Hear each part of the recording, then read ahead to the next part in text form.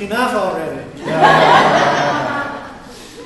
So good to see you, beauties. So good to see you. Your beauty does me so much good. All of us reach that place in our lives from time to time where, for whatever reasons, we say, enough, enough, enough. We may even say it louder, stronger. Enough! Yes! I am very blessed in my life to be able to do all the things that I do. But most of you are not there to see the actual doing, which if you were, it would probably drive you crazy. I have done so many things so many times to finally get to the end result. And in the process, there have been those occasions where I have said, oh my God, this is driving me crazy. But then I stop and reflect that, what's the big deal? I'm already crazy. No harm done. But this is to help for clarity's sake. You know, sometimes you can get to that place where there is an inner voice that's speaking to you and is saying, do you want to keep on with this? Do you want to keep this up? Is this really necessary? Are you really, really ready to go on? And you know, it can be confusing because you can have an objective where you're saying, I am going to do this, I am going to get it done. Or you're involved in a relationship and you're saying, man, this is really important. I've got to hang in there. I've got to stick with it. And yet, there's all this other attending lack of clarity, all of these other really powerful feelings that can be stirred up inside of you. So, this is a good time for you to stop and employ the process of discernment. What a novel idea. I have been there where I haven't listened, and I have gotten to where everything has been so tight and so intense. I was using a table saw one time, and I was making these really minuscule cuts that I had to take the guard off, I had to have the rail up there, and I had to have it down to where my hands were just in a certain position, and it wasn't going right. And I kept at it and kept at it and kept at it until finally the saw cut my hand. At which point, I lost my cool. I took the piece that had just gotten destroyed by the saw, as well as my bloodied hand, and I threw it, failing to see where I threw it, and that was right into the still reciprocating saw blade, which then threw it back up. And then I got the message. Then I said, all right already, enough. Okay, so let's consider three different scenarios that are very common. One is you can be hearing enough and you need to go in and find out, all right, what's really going on here? And what the situation may be is that you really have just reached a place of plain old fatigue and depletion. If you have just burnt yourself to the point to where emotionally, mentally, physically, you are depleted and you are experiencing fatigue, you know, that's a good time to draw back and look. You ask yourself, is this because I am just so worn out? And if that's the case, hey, the simple thing to do is wait. I know that is just unheard of when you're involved in something and you don't want to give up, you know. But if it's possible, you may want to wait. You may want to rest. You may want to recoup and regroup. Maybe take off today. You can't take off the day. Give yourself a little space to actually build back up your energies. Because in the process of building back up your energies, you'll notice that there can be a point where you get greater clarity about what it was you were trying to do. You may find that you get another possibility come in there and speak to you. Or you may look at it from another different perspective entirely. Now, that's one possibility. Okay? So if you ever get to that place, let your discernment kick in. Ask yourself these questions. Hey, am I really that worn out?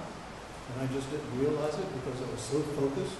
Then here's another possibility you see. You can have the dark voices of self-destruction begin to speak in you.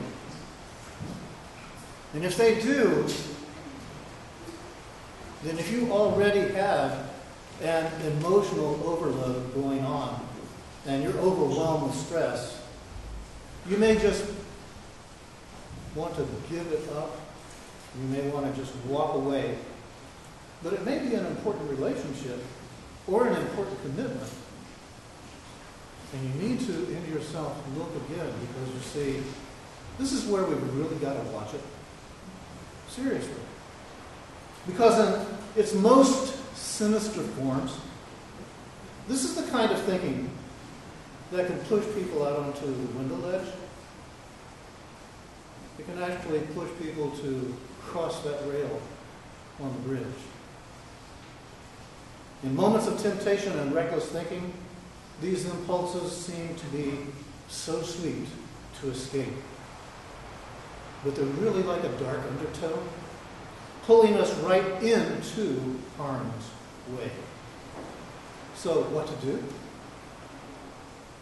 For God's sake, stand firm. Resist those dark voices. Resist the lure of them.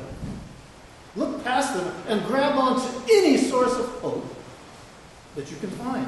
Do whatever it takes to hold on to life, to hold on to love, to hold on to what really matters. And then, of course, the other possibility is it's a genuine call for change. You may have reached that place of, all right, enough. But it also requires you to pay attention to your own discernment. So you look and you say, all right, am I exhausted here? Am I worn out here? Am I fatigued here? Am I hearing other voices speaking into me that I need to dismiss because they're leading me down a definite dark road of despair? Or am I actually hearing a voice speaking to me that's speaking to me inside? And if I listen to it, I'm going to get an entirely different message coming across.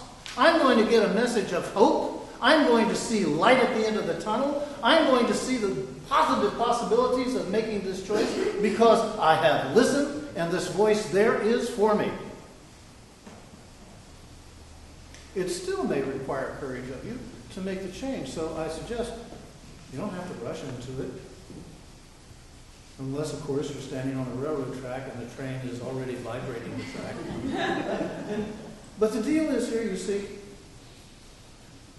when you interpret it as the voice of wisdom or your true, deeper self, it is definitely going to pull you towards something that is brighter.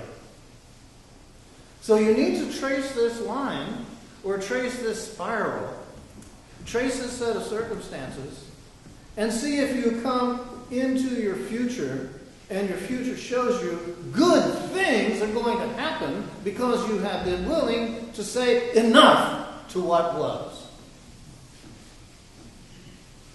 You know, unless an immediate decision is required, you might just want to wait a while until you reach that place of certainty, that in yourself you feel steady, but at the same time, try not to stall or procrastinate. Start to move in the direction of change that this voice was speaking to you to get your attention by you agreeing All right, I've had it. I have lived this sucker long enough. There is no more energy that I wish to devote to this any longer. I have had it. And in having had it, I look and I see my possibilities are looking brighter and brighter instead of walking around bearing the burden of this albatross. So it's for you to come to a place of seeing. Discernment does take more time and energy than simply following your impulses. And of course, I know that I'm not speaking to any of you here because none of you is impulsive. So it's always good to have that faculty operating in your life too. And that is to be able to look at yourself and laugh about it. Stop taking it so serious. Open yourself up and trust that by taking time for discernment, you can pursue the path of wisdom rather than setting yourselves up for regret. So, what do we say collectively when we reach this time? Enough! Enough! Again? Enough! Once more? Enough! Thank you.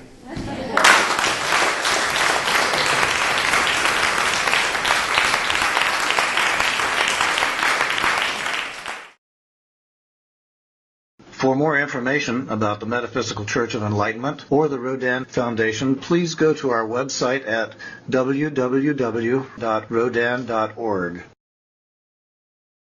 If you have been inspired by the revelations shared in these podcasts, please donate to the Rodin Foundation's ongoing efforts to help others help themselves at www.rodin.org/donate.